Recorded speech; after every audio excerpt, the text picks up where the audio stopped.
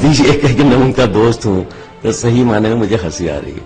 It's ridiculous. मेरे ख्याल से ये सत्य नहीं है, ये सत्य से बड़े हैं।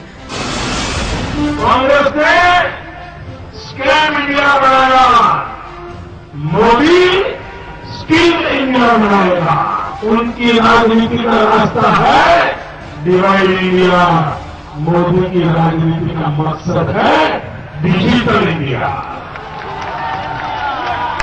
मेरा हिंदुस्तान डिजिटल इंडिया बने, अमेरिका से भी लोहा ले, ऐसा मेरा हिंदुस्तान बने। ये लखनऊ में तो कुश्ती करते हैं और दिल्ली में जाकर के कुश्ती करते हैं। ये नुरा कुश्ती करते हैं, नुरा कुश्ती। राजनाथ सिंह शिष्य बने हुए हैं नरेंद्र मोदी के।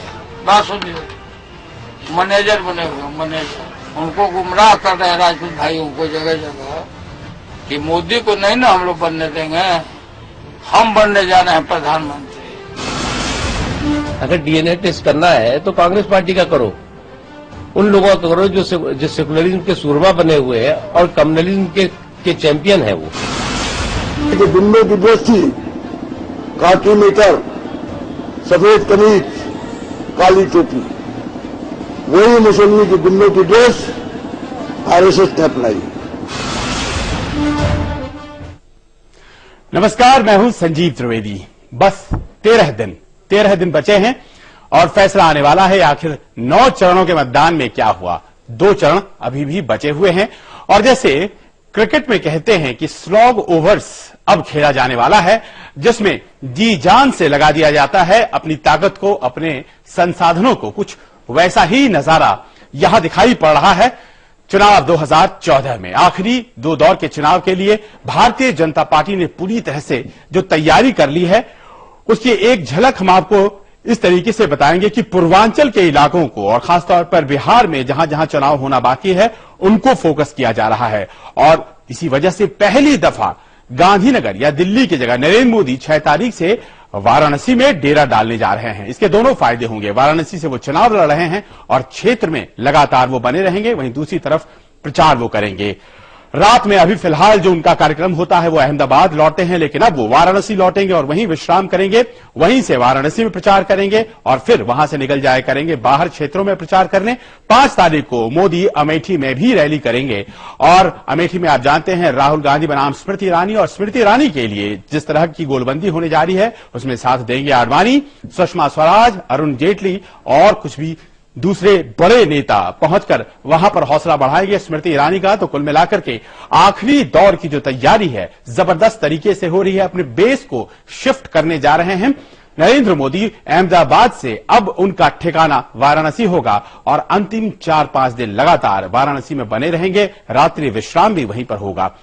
लेकिन अमेठी में जिस तरह से गोलबंदी करने की तैयारी है स्मृति ईरानी के लिए, राहुल गांधी के लिए समस्या केवल और केवल भारतीय जनता पार्टी की तरफ से नहीं है, समस्याएं हैं और वो आम आदमी पार्टी की तरफ से भी है।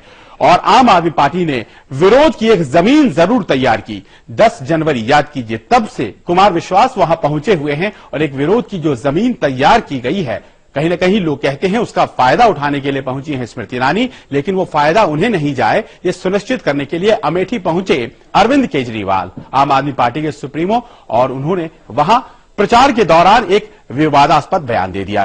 केजरीवाल ने कहा कि जो लोग भी कांग्रेस या बीजेपी को वोट देंगे वो खुदा और देश के साथ गद्दारी करेंगे।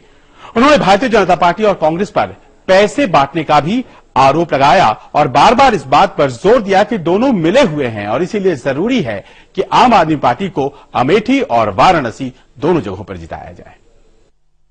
एक भी वोट वैसा मैं दोबारा बोल रहा हूं, बुरा मत मानना मेरी बात का, ज्यादा बोल रहा हूं तो एक भी वोट अगर कांग्रेस बीजेपी को पड़ा तो आप खुदा के साथ देश के साथ गद्दारी करोगे। बहुत बहुत शुक्रिया। भारी भरकम बातें, लेकिन आखिरकार लोगों ने जो मन बनाया है उसी हिसाब से बातें होंगी, उसी हिसाब से फैसले होंगे। और क्या नरेंद्र मोदी इस बार सचमुच चुनौती बनकर सामने आ गए हैं?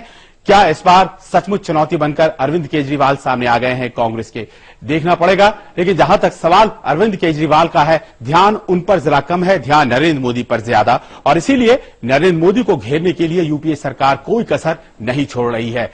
सरकार चाहती है कि 16 मई से पहले, यानी कि चुनाव परिणाम आने वाले हैं 16 मई, उससे पहले महिला जासूसी का मामला जो कथित तौर पर अमित शाह के जरिए बनता है नरेंद्र मोदी पर, उसके लिए एक हाईकोर्ट जज के जरिए जांच हो और उस जांच को सौंप दिया जाए उस हाईकोर्ट जज को 16 तारीख से पहले। और इसके लिए इलाहाबाद हाईकोर्ट के चीफ जस्टिस न्यायाधीश धनंजय यशवंत चंद्रचूड़ जी से बात भी कर ली गई है और चिन्हित भी कर लिया है कि कौन जज होंगे जो जांच करेंगे। गृह मंत्री सुशील कुमार शिंदे दिल्ली में थे और उन्होंने कहा कि इस संबंध में ड्राफ्ट नोट तैयार कर लिया गया है, कैबिनेट के सामने पेश किया जाएगा और कुछ बदलाव किए जाने हैं इस ड्राफ्ट नोट में, क्योंकि पहले तय किया गया था कि रिटायर्ड जज जांच करेंगे, लेकिन अब तय करने की कोशिश ये है कि जो जांच करेंगे वो सिटिंग जज होंगे इलाहाबाद हाई कोर्ट के। और इस पर टिप्पणियां हुई हैं, भारतीय जनता पार्टी नाराज हुई है और किस तरह से उसने प्रतिक्रिया दिया है वो सब आपको हम दिखाते हैं। लड़की के पीछे ये गुप्त फेर लगाते हैं। एक देश का चीफ मिनिस्टर अभी कल प्रधानमंत्री हो जाएगी तो क्या हो जाएगा लड़कियों का, मुझे वो डर है।